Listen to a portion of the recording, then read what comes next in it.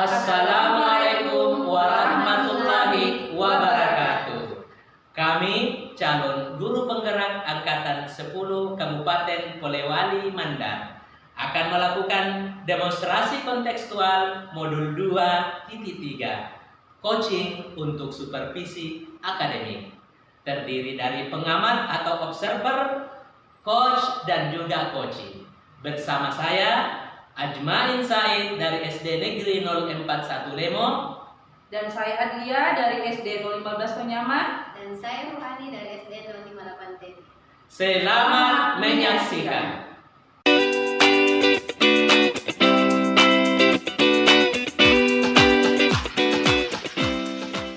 Assalamualaikum Pak Ajmain. Waalaikumsalam warahmatullahi wabarakatuh, Ibu.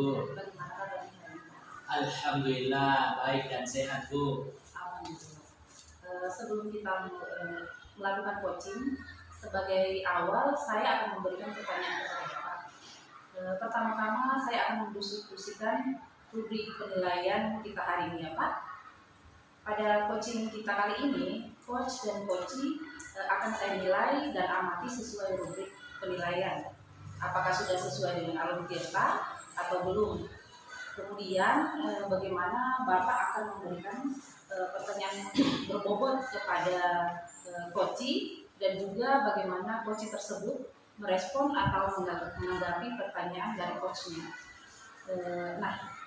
Jangan lupa disesuaikan dengan prinsip coaching, di antaranya kemitraan proses kreatif dan memaksimalkan potensi. Pertanyaan pertama yang akan saya tanyakan kepada Bapak adalah kompetensi apa yang akan Bapak kembangkan pada coaching kali ini? Iya. Kompetensi yang akan saya kembangkan yaitu pertama presence atau kehadiran penuh, yang kedua mendengarkan aktif, dan yang ketiga adalah memberikan pertanyaan yang bobot kepada coach. Pertanyaan kedua, kompetensi mana yang secara spesifik yang ingin diobservasi? Pertanyaan yang spesifik yang akan saya kembangkan yaitu mendengarkan aktif dan memberikan pertanyaan yang berbobot. Kemudian yang terakhir ya Pak, indikator yang bagaimana dalam tercapaian dan tujuan pengembangan yang diinginkan oleh Bapak? Iya, saya ingin coaching saya kali ini dia bisa menemukan solusi dari permasalahannya atau menemukan langkah-langkah dalam mengatasi permasalahannya itu. Oh ya, demikian dulu Pak pra observasinya kali ini. Silakan Bapak melakukan coaching dengan terhadap coachingnya. Iya, Bu. Iya.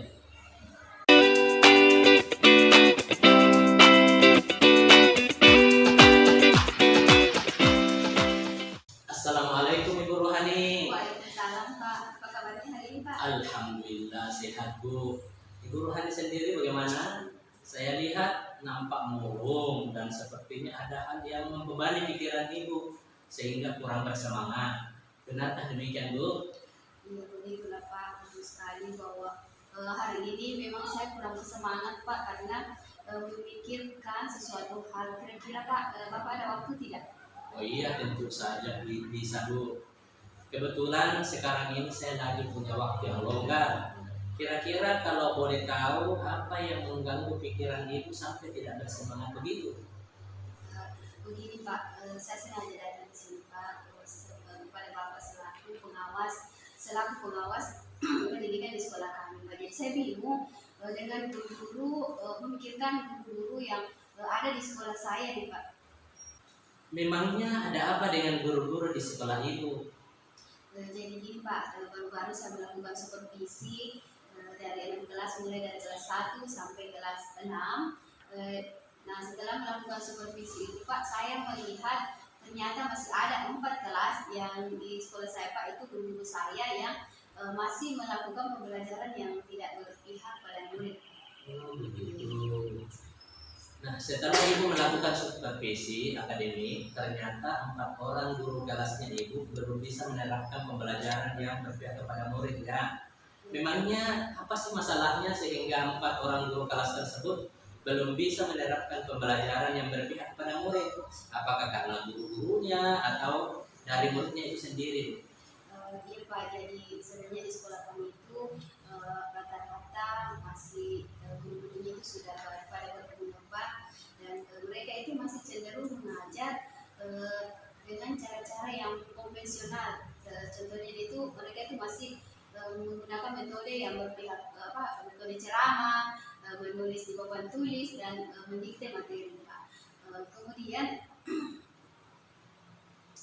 eh, bahkan RPP Pak, mereka itu tidak perhatikan, padahal di sekolah kami itu lengkap dengan sarana dan prasarana.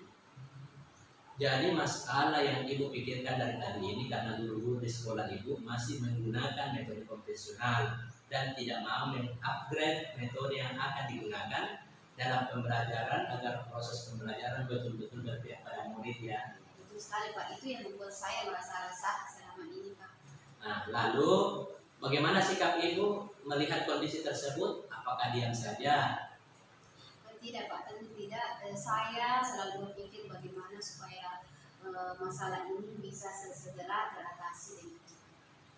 Apa kira-kira yang bisa dilakukan untuk menghadapi hal tersebut?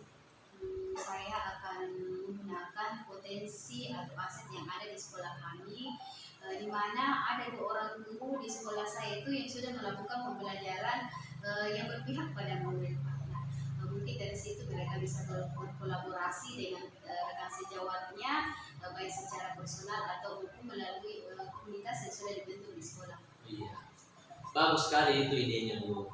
Lalu jika seandainya hal tersebut belum berhasil, adakah alternatif lain yang akan ibu lakukan?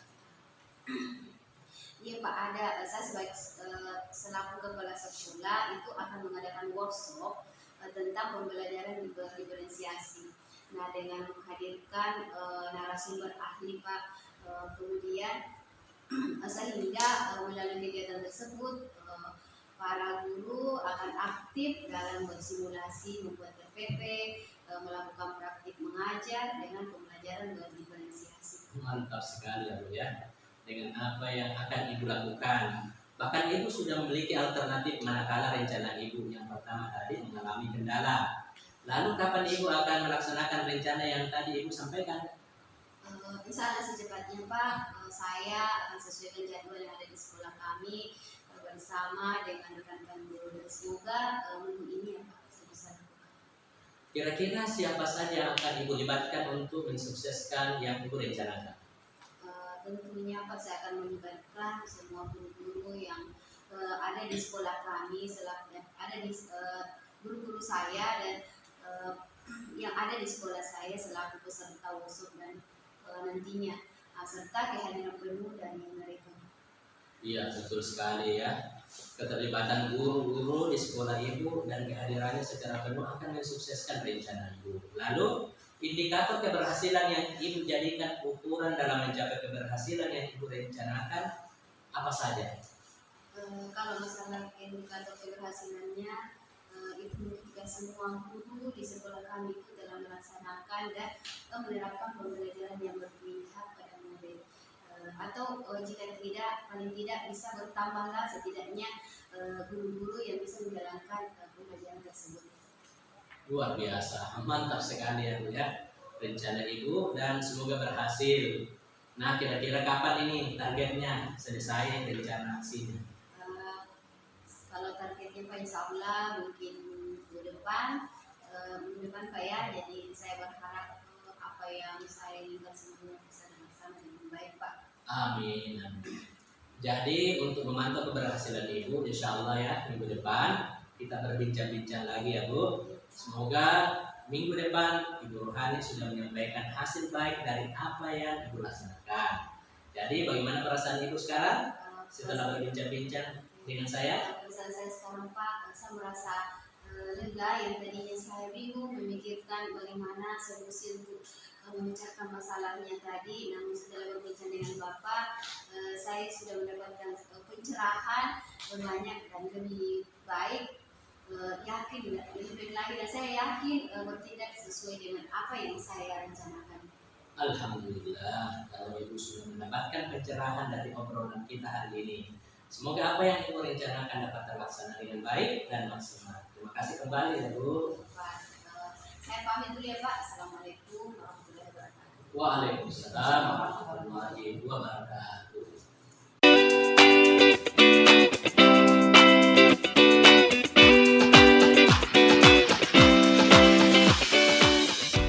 Assalamualaikum Pak Jumain. Waalaikumsalam warahmatullahi wabarakatuh Ibu. Bapak tadi sudah melakukan coaching dengan Ibu Rohani. Iya Bu.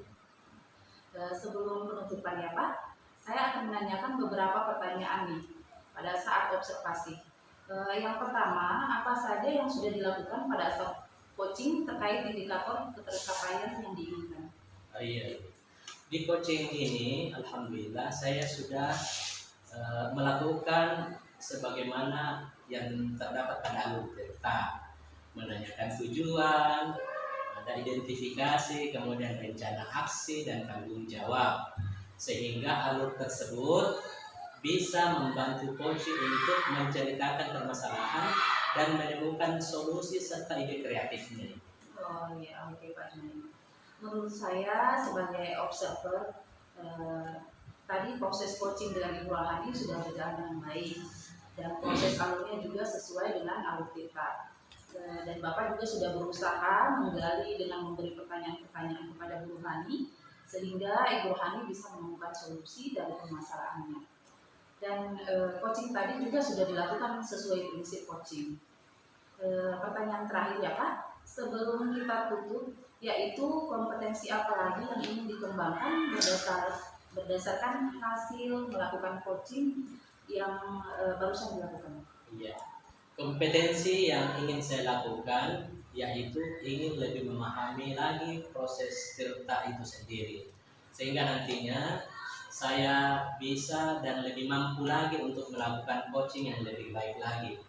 Luar biasa Pak Ahmad ya. Semoga kedepannya kita bisa melakukan coaching dengan lebih baik lagi. Demikian observasi kita hari ini Pak, semoga bermanfaat bagi kita. Saya akhiri, assalamualaikum warahmatullahi wabarakatuh. Waalaikumsalam warahmatullahi wabarakatuh.